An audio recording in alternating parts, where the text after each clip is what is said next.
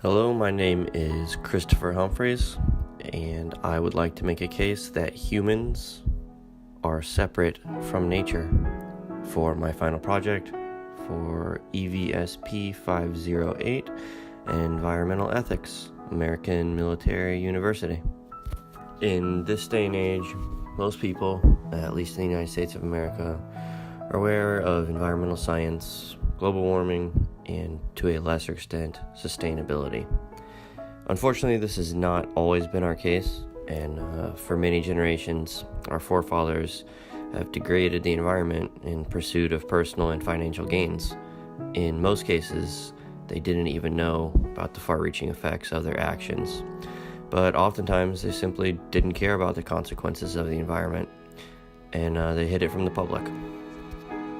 My belief is that humanity has been able to justify these actions against the environment, these actions of dominance and superiority, because we view ourselves as separate from nature.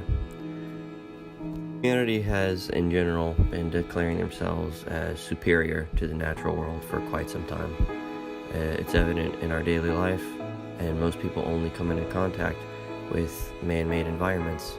A lot of people don't even get to experience the natural world anymore. Initially, we knew very little about the negative impact that this lifestyle would have on the natural environment, but luckily today we have a lot of supporting evidence for the restoration of the natural world. Today the problem isn't about our lack of knowledge. Due to recent increases in both science and technology, we've been able to demonstrate just how grave that this anthropogenic activity is. The basis for today's problems lies in the lack of an obligation that people feel toward the health of the environment, and how most people today are perfectly content with degrading the environment in pursuit of their own personal gain. My first and primary example of this exploitation would be that humans today continue to use natural resources like fossil fuels. These resources take immense amount of energy to extract and to make available for the public. We sell fuel at a price that considers economic and political factors, but not at a price that reflects the cost of the negative and external benefits of burning fossil fuels and the effects that those have on the environment. Since these fossil fuel products are so easily accessible, most people use them in an excessively wasteful manner. The whole time there's a clean, renewable energy resource waiting to be utilized in the form of electric energy, etc. Fear of the potential impacts on the economy and the job market is what makes society slow to implement and use these clean and plentiful energy resources. I believe that humans tend to exploit our natural resources due to our unending greed. As Gandhi once said, "Earth has enough to satisfy every man's need, but not every man's greed."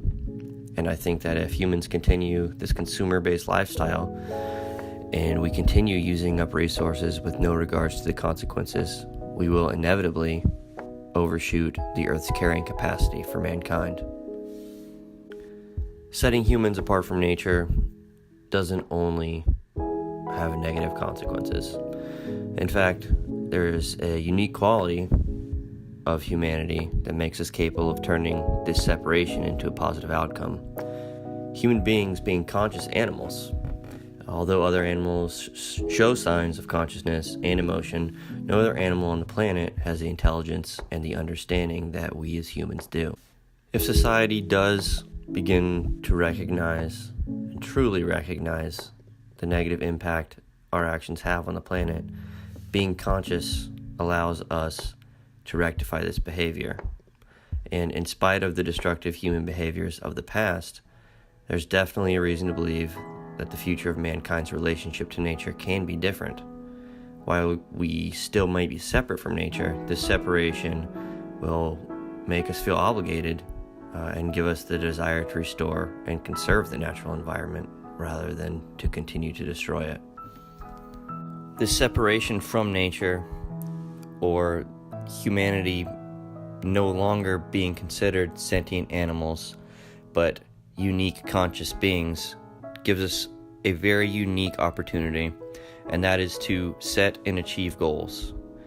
The goal that we should be shooting for is a harmony between the human economy and nature that will preserve both nature and inevitably our own humanity.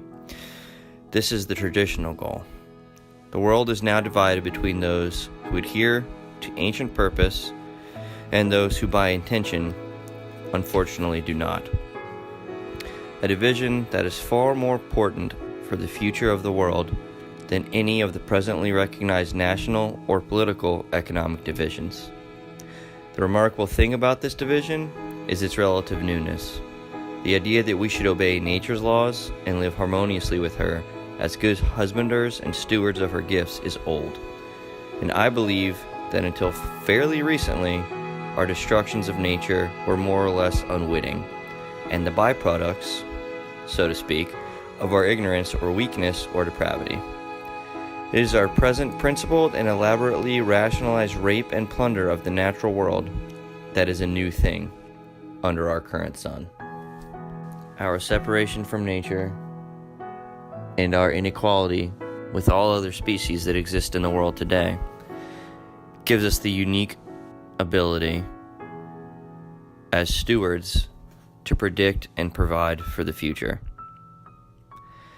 Historically, we've learned when and how to plant crops based on moon cycles, based on seasons. We don't do this because we've predicted a bountiful harvest.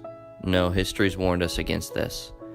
We plant because we're informed that hunger is possible, and we must do what we can to provide against it. What we know from the past is that if we plant today, our harvest may or may not be bountiful. We can't be sure. And so this provision requires us to think ahead.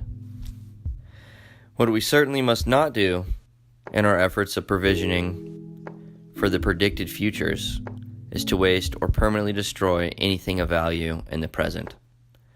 History informs us that the things we waste or destroy today might very well be needed tomorrow. This obviously prohibits the creative destruction of modern industrial society.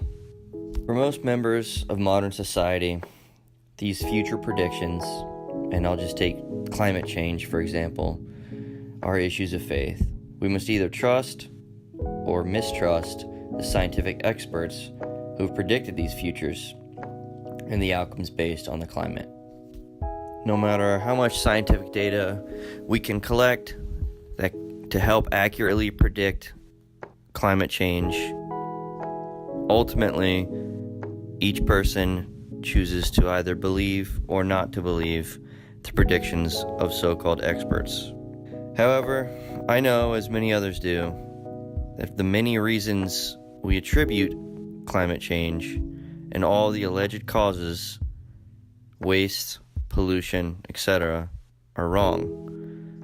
And the right thing to do today, as always, is to start stopping our habit of wasting and poisoning the good and beautiful things of the world, which we once called divine gifts, and I still believe to be true. In conclusion, my answer to the question of whether or not humans exist as separate from or as a part of nature is based solely on the opinions of those I deem expert in this subject. Scientific data can be interpreted in either direction. There are many evolutionary biologists that are convinced humanity came from apes and that we still exist as part of the natural world. Personally, I challenge this. I believe the biblical account of creation and that humans were created by God as stewards of this world and all the environment that entails.